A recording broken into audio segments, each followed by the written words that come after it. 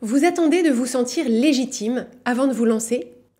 Sauf qu'en attendant, vous voyez tout un tas de gens oser et faire, et vous avez l'impression, à juste titre, que le train est en train de partir sans vous.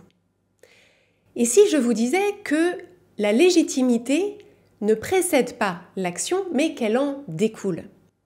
Dans cet épisode, je vais vous aider à déconstruire les doutes qui vous freinent et surtout, je vais vous donner les 3 questions à vous poser pour savoir enfin si oui ou non vous êtes légitime pour vous lancer. Si vous me découvrez avec cet épisode, je suis Clotilde Dussoulier, je suis Master Coach certifiée, je suis autrice du livre La méthode change ma vie et je suis la fondatrice de l'entreprise de coaching Change ma vie. Alors Change ma vie, c'est la référence du coaching de vie en France. On a accompagné plus de 4000 personnes. Et sur cette chaîne, je vous propose chaque semaine des outils précis et concrets pour que vous puissiez transformer votre vie de l'intérieur. Donc pour ne rater aucun épisode, je vous invite à vous abonner à cette chaîne. Donc pourquoi est-ce qu'on parle de cette idée de légitimité aujourd'hui ? Cette idée de légitimité, ce n'est pas moi qui ai eu l'idée d'en parler, c'est parce que vous me posez beaucoup de questions là-dessus et c'est vrai que avant de se lancer dans un projet, avant de saisir une opportunité, beaucoup de personnes, et beaucoup de femmes en particulier, se posent la question de la légitimité. Elles se disent « mais je ne suis pas légitime à faire ça, qui suis-je pour faire ça, on ne m'attend pas, je ne suis pas légitime, etc. » Donc j'ai réfléchi à quelques exemples issus de notre accompagnement en coaching et des situations auxquelles peut-être vous pourrez vous identifier. C'est par exemple une personne qu'on a accompagnée qui était salariée depuis longtemps, depuis 15 ans, dans le domaine de la transformation digitale et elle avait envie de se lancer en indépendante. Mais elle se disait je ne suis pas légitime à répondre aux interrogations de mes clients, je ne suis peut-être pas assez experte, donc questionnement sur sa légitimité. Une autre personne qu'on a accompagnée, elle, sa passion, c'était la photo depuis toujours. Mais elle a fait des études normales pour faire plaisir à ses parents. Donc elle n'a pas fait une école d'art, une école de photographie, mais elle avait vraiment envie d'en faire quelque chose et son rêve, c'était un jour d'être exposée dans une galerie. Mais elle se disait, je ne suis pas légitime, je ne suis pas photographe, je ne suis pas artiste, donc où est ma légitimité à aller démarcher des galeries pour être exposée? Troisième exemple, une personne qui était salariée en entreprise dans un domaine de l'industrie dans lequel les parcours féminins étaient assez rares et peu visibles. Et en fait, elle, l'idée qu'elle avait eue, parce qu'il y avait un vrai enjeu de recrutement de cette entreprise de talents féminins pour favoriser la parité, donc un vrai sujet de valorisation et de visibilisation des femmes, et elle qui adorait les podcasts, s'était dit, et si je proposais l'idée de lancer un podcast en interne dans lequel je pourrais faire des entretiens avec différentes personnes, différentes femmes qui ont eu un parcours professionnel dans cette entreprise et pour pouvoir les mettre en avant. Mais elle aussi, elle se disait, j'ai pas de podcast, je suis pas journaliste, je suis pas productrice, je suis pas ingénieure audiovisuelle, donc où est ma légitimité pour proposer un sujet comme ça et pour pouvoir le conduire? Donc, vous voyez que dans chacun de ces 3 cas, et peut-être dans les situations qui vous concernent, cette idée de légitimité, elle agit comme une sorte de portillon à l'entrée où en fait on se dit pour pouvoir entrer, il faudrait que j'ai mon ticket de légitimité. Et si je n'ai pas mon ticket de légitimité, alors ça me freine, ça me bloque et je ne me lance pas. Donc encore une fois, je vous propose sur vos situations d'identifier est-ce qu'il y a quelque chose que vous avez envie de lancer, un projet que vous avez envie de conduire sur lequel vous avez ce questionnement de légitimité. D'où vient cette idée-là ? Donc la légitimité, ça vient du latin, legitimus, comme Pascal, et c'est en lien, donc c'est la même racine que la loi, la légalité. Donc légitimus, c'est cette idée de conformité à la loi. Donc finalement, quand on se demande est-ce que je suis légitime, la question qu'on se pose, c'est est-ce que une loi, donc une règle, valide mon souhait. Donc c'est pas anodin de se dire que pendant longtemps, ce terme de légitime ou d'illégitime était utilisé dans la construction de la famille. Il y avait des enfants qui étaient légitimes parce qu'ils étaient nés à l'intérieur de l'union officielle du mariage, et puis il y avait les enfants illégitimes. Et puis il y avait l'épouse légitime, et puis il y avait la maîtresse qui était l'illégitime. Donc en fait, il y a cette idée vraiment de recevoir de l'extérieur une validation qui valide notre place, qui valide notre valeur. Et beaucoup d'entre nous avons intégré cette idée qu'on ne peut pas avancer tant qu'une entité extérieure à nous ne nous en a pas donné l'autorisation. Alors, ce qu'il faut noter, c'est qu'il y a des situations dans la vie, des secteurs, des métiers, dans lesquels effectivement, ce qu'on peut faire ou pas faire est encadré par la loi et c'est très bien par exemple, c'est très bien que je ne me sente pas légitime à faire des opérations à cœur ouvert pour les gens parce que ce serait absolument interdit et que je n'ai pas la légitimité, j'ai pas la formation, voilà, ce serait extrêmement dangereux que je fasse ça. Donc, c'est une bonne chose que j'ai cette première interrogation de me dire est-ce que c'est légitime, est-ce que je suis légitime à faire telle chose ou à lancer telle chose. Mais les cas dans lesquels il y a effectivement une loi, une règle, un cadre sont finalement assez limités et la plupart du temps, dans les choses qu'on veut faire, dans les projets qu'on veut lancer, dans les opportunités qu'on veut saisir, on n'est pas dans ce cas où il y aurait un cadre légal ou juridique ou d'autorisation effectivement. En réalité, on est plutôt dans quelque chose où en fait, vous avez le droit de vous lancer et tout ce qui vous manque, c'est cette impulsion intérieure et cette autorisation que vous vous donnez à vous-même. Et le problème, c'est que si vous attendez que cette autorisation vienne de l'extérieur, vous pouvez attendre longtemps. Ce qui est notamment intéressant à noter, c'est que parfois, on a l'impression qu'on n'est pas légitime parce qu'il nous manque, par exemple, une formation. Donc, on imagine dans le cas d'une reconversion qu'il y a quelqu'un qui se dit « Oui, mais en fait, pour pouvoir exercer cette profession, il faudrait que j'ai la formation. Donc, je ne suis pas légitime, donc je vais faire une formation. » Mais ce qui est intéressant, c'est que la personne fait la formation, et puis une fois qu'elle a la certification, le diplôme, voilà, le sceau d'approbation, la légitimité s'est déplacée. Et en fait, elle se dit « Non, mais je ne suis pas vraiment légitime à aider telle typologie de personnes. Je ne suis pas vraiment légitime à proposer mes services à ce tarif, etc. » Donc, en fait, il faut bien comprendre que cette idée de légitimité, il y a la partie tangible et extérieure, mais le plus gros se passe à l'intérieur. Et force est de constater que je n'ai jamais entendu un homme se questionner sur sa légitimité. Donc il y a quelque chose de très genré autour de cette question de la légitimité. Et si vous m'écoutez et que vous êtes une femme, vous pourrez identifier sans doute que dans le conditionnement social que vous avez reçu, on vous a fortement encouragé à douter de votre légitimité. On vous a fortement encouragé à remettre en question la place que vous pourriez vouloir prendre, les initiatives que vous pourriez vouloir prendre. Et donc ça, c'est quelque chose qu'on constate, c'est que d'une façon générale, et donc ce sont des généralités, il y a évidemment des exceptions des deux côtés, mais d'une façon générale, le message que reçoivent les petites filles, c'est si tu ne sais pas, tu te tais. Et donc il y a l'idée que avant de prendre la parole, avant de faire quelque chose, il faut être bien sûr qu'on va pouvoir faire la bonne chose dans le bon ordre et que on va minimiser les chances de se tromper. Là où les petits garçons et les jeunes hommes sont beaucoup plus encouragés à se lancer, ouvrir leur bouche même s'ils ne sont pas complètement sûrs, lancer une vanne, prendre de la place et que finalement, s'ils se trompent, si c'était pas vraiment judicieux, etc., en fait, on se dit, c'est plutôt valorisé, c'est de l'audace, c'est du caractère, etc. Là où la petite fille va avoir l'impression qu'elle a pris trop de place et elle va se sentir facilement honteuse d'avoir dit un truc qui était faux.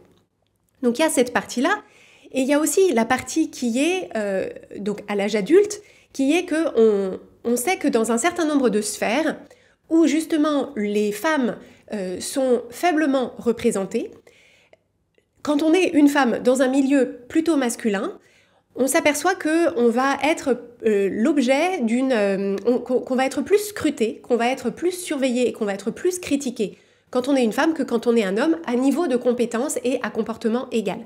Et donc ça, c'est quelque chose que les personnes qui sont concernées par ça, donc être une femme rare dans un milieu d'hommes, le perçoivent beaucoup. Et à compétences égales, entre un homme et une femme, on a tous beaucoup internalisé, et c'est chacun d'entre nous parce que c'est dans l'air qu'on respire et dans l'eau qu'on boit. Il y a, quand on voit un homme qui se présente comme étant expert en quelque chose ou technique dans quelque chose, on a l'espèce de présupposition que oui, s'il porte cet habit-là, s'il se présente comme ça, probablement il est compétent. Là où une femme va avoir plutôt l'impression que le présupposé, c'est que elle n'est pas aussi technique, qu'elle n'est pas aussi compétente, qu'elle n'est pas autant en maîtrise, etc. Donc ça, ce sont des choses où on peut remarquer qu'on perçoit les gens différemment selon que ce sont des hommes et des femmes. Et du coup, quand on est une femme, on a conscience que la perception de nous, de notre niveau de compétence, de notre niveau de technicité ou de notre niveau de maîtrise sera différent.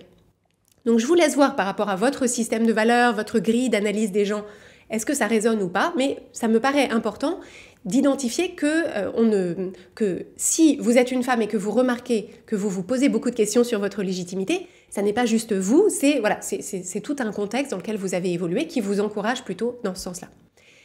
Mais finalement, quand notre cerveau nous propose la pensée « attention, tu n'es pas légitime », donc ce qui se passe, c'est on se dit « ah oui tiens, j'ai bien envie de lancer mon activité en indépendante, j'ai très envie d'être exposée, j'ai très envie de proposer ce projet de podcast dans mon entreprise, mais le cerveau freine des 4 fers et nous dit « attends, tu n'es pas légitime ». Et en fait, notre cerveau fait ça pour nous protéger. Pour nous protéger de quoi? Pour nous protéger de la possibilité d'être jugé, d'être critiqué, d'être rejeté. Donc en fait, quand la consultante en devenir se dit « je ne suis pas légitime », ce dont elle essaye de se protéger, c'est de la possibilité qu'elle puisse proposer ses services à un client et que le client la regarde comme ça en lui disant mais pas du tout, c'est-à-dire que si j'ai besoin de quelqu'un pour faire ça, je ferai pas appel à toi, ou qu'elle fasse une proposition qui soit déclinée, ou qu'elle vende une prestation et que la prestation soit un petit peu au-delà de ce qu'elle est capable de faire, que le client soit pas content, etc. Et tout ça, quand on imagine ce scénario se dérouler, il y a tous les voyants qui sont au rouge et donc le cerveau se dit « non mais en fait, tu ne maîtrises pas du tout ce qui va se passer » et notre cerveau nous vend l'idée que si on avait une entité extérieure qui nous disait « mais ma chérie, tu vas être super, tu as exactement les compétences qu'il faut, tu sais parfaitement dérouler ces missions, t'es une experte, tu pourras pas te tromper et tout le monde sera hyper content de toi », que à ce moment-là, ça nous ferait une sorte d'assurance que effectivement, c'est bon, il y a pas de danger, il n'y a pas de menace et on peut avancer tranquillement. Simplement, dans la plupart des projets qu'on veut lancer, dans la plupart des choses qu'on veut faire, en réalité, rien ni personne ne peut nous apporter cette assurance-là. Rien ni personne d'extérieur à nous ne peut nous dire, aspirante photographe, toutes les galeries à qui tu vas proposer tes photos trouveront que c'est merveilleux et tu seras la prochaine star du milieu de la photographie. Pareil pour le podcast. Personne ne peut assurer que le manager ou la manager trouvera que c'est une bonne idée, que le budget sera validé, que les gens accepteront de témoigner sur le podcast et que l'entreprise entière se dira « mais ce podcast, c'est génial, c'est extraordinaire, etc. » Personne ne peut apporter cette assurance-là. Et donc, si on attend cette assurance-là, eh bien, qu'est-ce qui se passe? On ne se lance jamais et donc on ne peut pas savoir ce qui pourra effectivement se passer. Néanmoins, c'est quand même intéressant d'identifier quand il y a la pensée « tu n'es pas légitime » qui surmonte, qui survient, c'est de se dire en fait c'est simplement mon cerveau qui essaye de me protéger d'une prise de risque. Et dans tous les projets, il y a une prise de risque et donc est-ce que j'ai envie d'aller au-devant de ce risque parce que je pense qu'il y a quelque chose d'intéressant pour moi de l'autre côté, ou est-ce que j'ai envie je préfère la prudence et on a le droit, je préfère ne pas m'avancer dans ce sens-là et on a le droit, mais souvent on passe quand même à côté de quelque chose qui serait quand même sympa. Vos désirs, vos aspirations, à mon sens, ne sont pas là par hasard. Si ça naît en vous, ce sont des choses qui sont quand même intéressantes à explorer et à mener jusqu'à un certain point. Donc une fois qu'on a dit ça, la question c'est, d'accord, mais comment est-ce qu'on fait pour surmonter ce sentiment d'illégitimité? Comment est-ce qu'on fait finalement pour avancer malgré ces questionnements qui reviennent? Donc la première chose que je veux vous proposer, c'est d'avoir une discussion avec la partie de votre cerveau qui est très soucieuse de votre légitimité et de vous poser la question des critères objectifs qu'il fixe pour vous dire si oui ou non vous êtes légitime. Parce qu'en fait, quand notre cerveau nous dit « tu n'es pas légitime », en fait, il essaye de vous jeter un petit truc là, comme ça, de vous jeter un petit obstacle sur le chemin en espérant que ça suffira. Mais en réalité, cette idée de légitimité, c'est très flou, c'est très vague et en fait, pour pouvoir surmonter nos obstacles intérieurs qui sont toujours flous et vagues, nos peurs intérieures qui sont toujours floues et vagues, La solution, c'est de se dire, ok, mais concrètement, qu'est-ce que je mets derrière ça? Concrètement, et donc par exemple, si vous avez un projet que vous voulez lancer, c'est de vous dire, si c'était quelqu'un d'autre que moi qui voulait lancer ce projet, qu'est-ce qui me ferait dire que la personne est légitime ou pas légitime à le lancer? Donc, par exemple, si c'est quelqu'un qui veut être cardiologue, chirurgien cardiologue, qu'est-ce qui me ferait dire que la personne serait légitime ou pas? Donc, assez rapidement, on se dit, ok, est-ce que tu as le diplôme de médecine, de spécialisation en cardiologie? Oui, non. Mais si on prend par exemple l'exemple de ma cliente qui voulait exposer dans une galerie, c'est qu'est-ce qui rend quelqu'un légitime à aller voir une galerie de photographie pour montrer son portfolio. Et peut-être que quand on se pose cette question-là, on pourrait se dire, en fait, il faudrait par exemple avoir déjà exposé quelque part. D'accord, mais en fait, quelqu'un qui expose quelque part, il y a bien un moment où la personne va faire sa première exposition. Donc en fait, on est légitime à demander à être exposé, à aller voir des galeries. Ça se mord la queue. S'il faut avoir été exposé avant, à quel moment est-ce que je fais ma première exposition? Donc peut-être que la personne à ce moment-là se dirait oui, non mais alors ce qui rendrait la personne légitime, c'est si c'est la galeriste ou le galeriste qui est venu le chercher.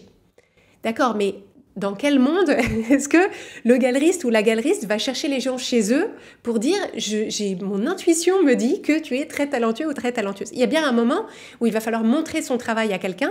Et idéalement, montrer son travail à quelqu'un qui peut en faire quelque chose, qui peut nous recommander, qui peut nous mettre en contact ou qui a lui-même ou elle-même une galerie. Donc en fait, ce dont on s'aperçoit dans ces cas-là, c'est que pour les autres, on arrive sans difficulté à se dire que en fait, cette légitimité, elle n'apparaît pas, elle ne descend pas du ciel dans un halo de lumière avec des paillettes, mais qu'en réalité, cette légitimité, elle se construit avec comme un escalier d'action qui est, je fais une première action qui me rapproche d'une forme de légitimité, c'est-à-dire de validité de ce que je veux faire, et que c'est petit à petit dans l'action que ça se construit. Donc, vous pouvez mener vous-même cette exploration et vous dire, par rapport à ce projet que vous voulez lancer, ce projet créatif, ce projet professionnel, cette reconversion, ce sujet sur lequel peut-être vous voulez prendre la parole. Ça peut être aussi parfois, vous avez une personne dans votre entourage auprès de qui vous avez envie d'exprimer quelque chose, vous avez envie d'aider quelqu'un sur quelque chose, et vous vous dites non mais je ne suis pas légitime à lui proposer mon aide ou à lui proposer mon point de vue. Donc posez-vous la question, ok, qu'est-ce qui rendrait quelqu'un légitime? Qu'est-ce que c'est les critères? Et comment est-ce que vous pouvez faire pour remplir ces critères-là à vos yeux? Et donc, ce que moi je vous propose, c'est une courte série de 3 questions. 3 questions auxquelles vous allez pouvoir répondre pour déterminer, à mon sens, et selon ma grille d'évaluation que je vous offre, si oui ou non vous êtes légitime à vous lancer dans ce projet ou à proposer votre aide ou à faire ce que vous hésitez à faire. La première question que je voudrais vous poser, c'est est-ce qu'aujourd'hui, vous avez un niveau d'expérience, de connaissance et d'expertise suffisant pour apporter quelque chose à quelqu'un? Donc, si on regarde par exemple ma cliente qui voulait développer son activité en tant que consultante en stratégie digitale, en transformation et stratégie digitale, la question c'est est-ce qu'avec tes 15 ans d'expérience dans les différents cabinets dans lesquels tu as travaillé, est-ce que tu penses qu'un client qui formule une demande, tu es en mesure de l'aider à réfléchir à sa stratégie de transformation digitale? Oui ou non? Donc à partir du moment où vous avez quelque chose à apporter à quelqu'un, parce que vous avez connaissance, expérience ou expertise, vous avez déjà un premier pied du tabouret de la légitimité, du tabouret à 3 pieds qu'on est en train de construire. Donc ça, si vous répondez oui, c'est déjà un premier élément. En revanche, si vous répondez non, si vous vous dites, voilà, je ne sais pas, par exemple, est-ce que je suis légitime à enseigner le saxophone à quelqu'un? En fait, j'ai 0 connaissance en saxophone, 0 expérience, 0 expertise. Donc non, je ne suis pas du tout légitime à offrir, ni certainement vendre des cours de saxophone à qui que ce soit. Donc cette première question, c'est est-ce que j'ai un niveau de connaissance, d'expérience ou d'expertise suffisant pour apporter au moins quelque chose, de la valeur ajoutée à quelqu'un? Deuxième question, c'est est-ce que je propose d'être honnête et transparente sur ce que je sais faire et ce que je ne sais pas faire? Parce qu'en fait, parfois, cette problématique de légitimité, elle vient parce qu'on a conscience des limites de notre propre connaissance, expérience, expertise. Mais ça, c'est très bien. Ce serait même dangereux et néfaste que vous avanciez dans le monde en prétendant avoir un niveau de connaissance, d'expertise et d'expérience supérieur à celui que vous avez. C'est pas du tout à ça que je vous invite. Donc en fait, l'idée, c'est de vous dire, à partir du moment où, face à quelqu'un qui pourrait exposer mes photos, qui pourrait me confier un contrat d'accompagnement et de conseil, qui pourrait me confier ce projet de podcast dans mon entreprise, à partir du moment où moi je suis honnête et transparente en disant, par exemple, sur le podcast, je n'ai jamais fait ça. En revanche, j'écoute énormément de podcasts et le week-end, je me suis formée à l'utilisation de tel logiciel de montage. Et en fait, c'est un test et je propose qu'on fasse 3 épisodes pilotes et puis qu'on voit ce qui se passe. En fait, il n'y a pas de problème de légitimité puisque vous avez dit la vérité. Et donc, à charge ensuite à la personne en face à se dire, ok, cette idée de podcast, par exemple, c'est une bonne idée, mais je pense qu'il faudrait qu'on confie ça à une entreprise dont ce serait le job parce que je pense qu'il faut se donner les moyens de faire la qualité, etc. Et donc, à ce moment-là, la personne a la place de vous le dire et de vous dire, je trouve que cette idée, elle est géniale et tu peux la piloter, mais on va prendre une agence de production de podcast, par exemple. Donc, cette deuxième question importante, c'est est-ce que je suis honnête et transparente vis-à-vis de moi-même et vis-à-vis de la personne en face sur ce que je peux et ce que je ne peux pas faire. Alors, attention, je vous mets en garde. Ce que je propose, ça n'est pas d'engager la conversation en listant toutes les choses que vous ne savez pas, toutes les choses que vous ne maîtrisez pas, tous les trucs sur lesquels vous n'êtes pas bon. Remarquez que c'est pas dans ce sens-là que je l'ai proposé. La transparence et l'honnêteté, elle est sur ce que vous pouvez apporter et sur ce que vous savez faire. En revanche, un élément basique de vente, c'est d'attirer l'attention sur toute la valeur que vous pouvez apporter et pas de vous proposer de déballer tous vos manquements, toutes vos failles, tous vos doutes. Soyons clairs là-dessus. Donc, cette deuxième question, je vous la confie. Si vous vous proposez d'être transparente et honnête sur l'étendue de ce que vous êtes en mesure de prendre en charge, à ce moment-là, deuxième pied du tabouret de la légitimité. Et le troisième pied de ce tabouret, et la troisième question que je vous confie, c'est est-ce que vous vous engagez vis-à-vis de vous-même, mais surtout vis-à-vis de l'autre personne, à faire absolument de votre mieux pour réaliser la prestation ou pour apporter le niveau de qualité que vous avez promis.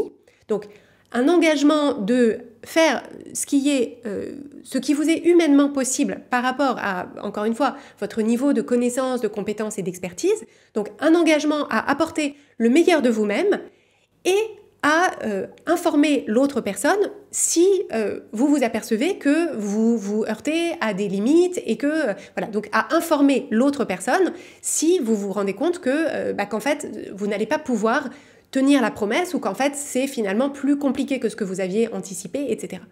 Donc si on prend par exemple l'exemple de la consultante en transformation digitale, l'idée, c'est de se dire, est-ce que je m'engage par rapport à la prestation que je vends à mon client à faire absolument de mon mieux pour répondre à ses attentes? Si je bloque sur quelque chose, je ferai appel à quelqu'un dans mon entourage qui pourra m'apporter un autre regard, une expertise, etc. Et si à un moment, je m'aperçois que ça dépasse le champ de mes possibles, eh bien, je dirai à mon client, sur ça, je peux t'aider. Sur ça, par contre, ça dépasse ce que moi, je suis en mesure de t'apporter. Et donc, je te propose de prendre contact avec un tel ou voilà une piste pour trouver de l'aide là-dessus. Et donc ça, en fait, si on se met du point de vue de la personne en face, donc selon les 3 cas, c'est le client qui a demandé une prestation de transformation digitale. Donc, restons juste sur ce cas-là, ce sera plus simple de vous projeter.